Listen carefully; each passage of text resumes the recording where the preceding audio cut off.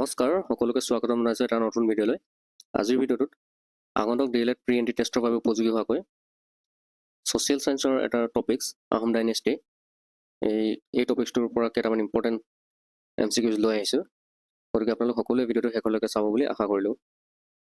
আহক ভিডিঅ'টো আমি আৰম্ভ কৰোঁ। প্ৰথম প্ৰশ্নটো হৈছে আহোম ৰাজ্য কেতিয়া প্ৰতিষ্ঠা হৈছিল? When was the Ahom kingdom established?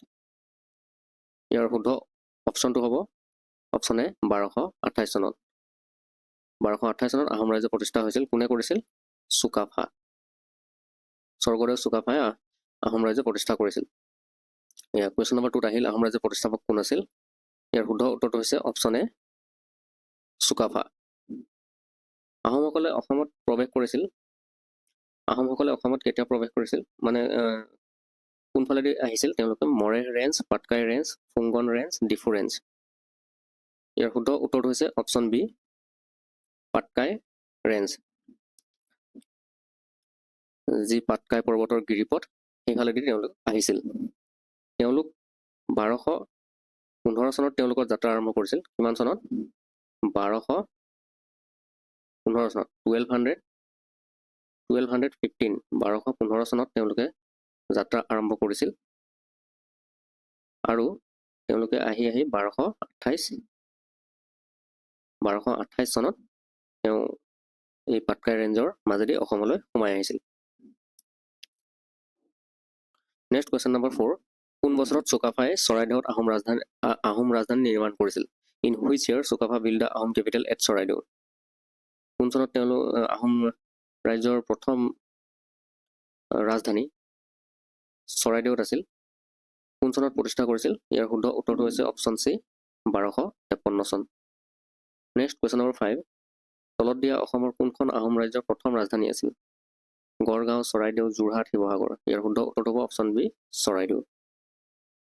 Next question number 6 কোনজন আহোম ৰজাক বামুণী কোঁৱৰ বুলি জনা গৈছিল? কোনজন আহোম ৰজাক বামুণী কোঁৱৰ বুলি জনা গৈছিল? অপশ্যনবিলাক কি আছে? চুহুংমুং, চুনেনফা, চুডাংফা, চুজাফা। ইয়াৰ শুদ্ধ উত্তৰটো হৈছে অপশ্যন চি চুডাংফা। তেওঁ বামুণী কোঁৱৰ বুলি জনা গৈছিল। কিয় বামুণী কোঁৱৰ বুলি জনা গৈছিল? কাৰণ তেওঁ ব্ৰাহ্মণৰ ঘৰত থাকি ডাঙৰ দীঘল হৈছিল, সেইকাৰণে বামুণী কোঁৱৰ বুলি জনা যায়। আৰু তেওঁৰ শাসনকালত এটা ঘটনা ঘটিছিল। কি ঘটনা ঘটিছিল? তেওঁৰ শাসনকালতে এই শিঙৰি ঘৰত উঠা প্ৰথাটো তেওঁৰ শাসনকালতে সেই অনুষ্ঠানটো আৰম্ভ হৈছিল। নেক্সট কুৱেশ্যন নম্বৰ 7 প্ৰথম আহোম কছাৰী যুদ্ধ কেতিয়া হৈছিল? প্ৰথম আহোম কছাৰী যুদ্ধ কেতিয়া হৈছিল?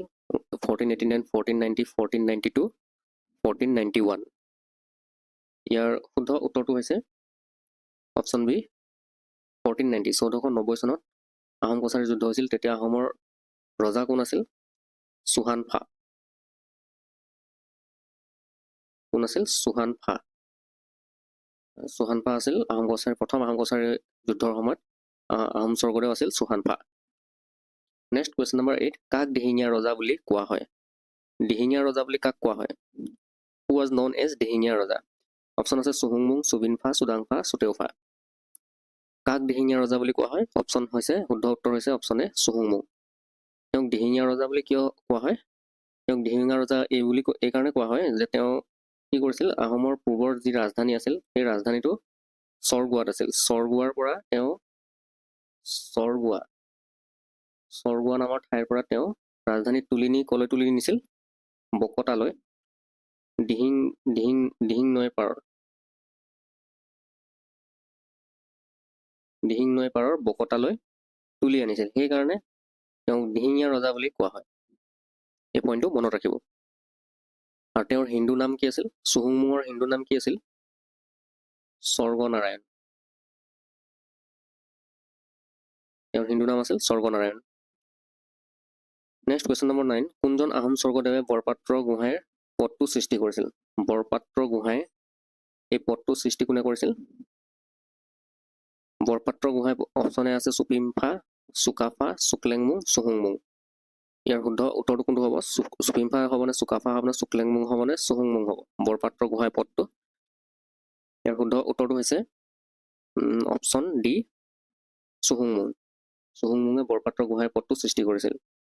চুকাফাইও সৃষ্টি কৰিছিল কি পদ সৃষ্টি কৰিছিল চুকাফাই বুঢ়াগোহাঁই বৰগোহাঁই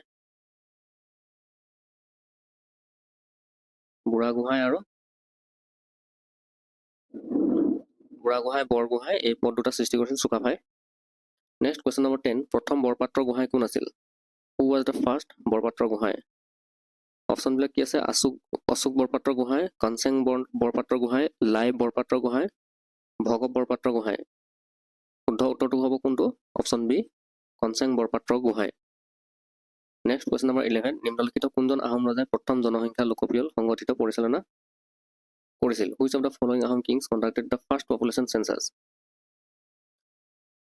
কোনে কৰিছিল অপশ্যনবিলাক আছে চুকাফা চুকাম্ফা চুহুংমুং চুপিম্ফা ইয়াৰ শুদ্ধ অপশ্যনটো হৈছে অপশ্যন চি চুহুংমুঙে ফাৰ্ষ্ট চেঞ্চাছ কৰিছিল চুহুংমুং হৈছে প্ৰথম ৰজা নেক্সট কুৱেশ্যন নম্বৰ 12 ষোড়শ শতিকাত কোনজন ৰজাই আহোম ৰাজ্যৰ যথেষ্ট সম্প্ৰসাৰণ কৰিছিল which king expanded the Ahom kingdom significantly in the 16th century চুহুংমুং চুকাম্ফা চুচেংফা চুৰাম্ফা ইয়াৰ শুদ্ধ অপশ্যন হৈছে চুহুংমুং ৰিলেটেড তেওঁ আহোম যি ৰাজত্বৰ তেওঁ আহোম বংশৰ তেওঁ শ্ৰেষ্ঠ ৰজা সেইকাৰণে চুহুংমুঙৰ ৰিলেটেড কুৱেশ্যন মই বেছিকৈ দিছোঁ ইয়াত নেক্সট কুৱেশ্যন নম্বৰ 13 কোনটো বিদ্ৰোহে 18শ শতিকাত আহোম ৰাজ্য দুৰ্বল কৰি তুলিছিল কোনটো বিদ্ৰোহে 18শ শতিকাত আহোম ৰাজ্য দুৰ্বল কৰি তুলিছিল অপশ্যনবিলাক আছে মোৱামৰীয়া বিদ্ৰোহ চিপাহী বিদ্ৰোহ ভাৰত ত্যাগ আন্দোলন আৰু ওপৰৰ কোনোটোৱে নহয় ইয়াৰ শুদ্ধ উত্তৰ হৈছে অপশ্যন এ মোৱামৰীয়া বিদ্ৰোহ এই বিদ্ৰোহে আহোম ৰাজ্য দুৰ্বল কৰি তুলিছিল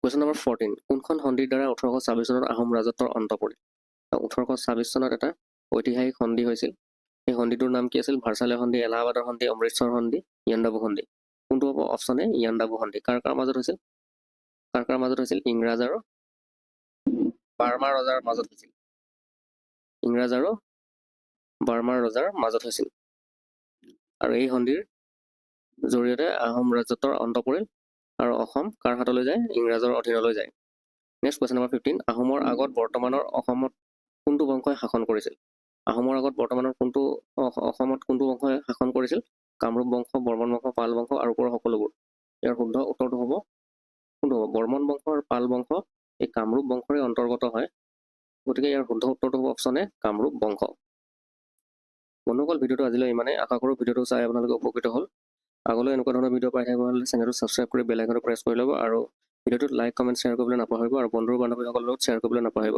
থেংক ইউ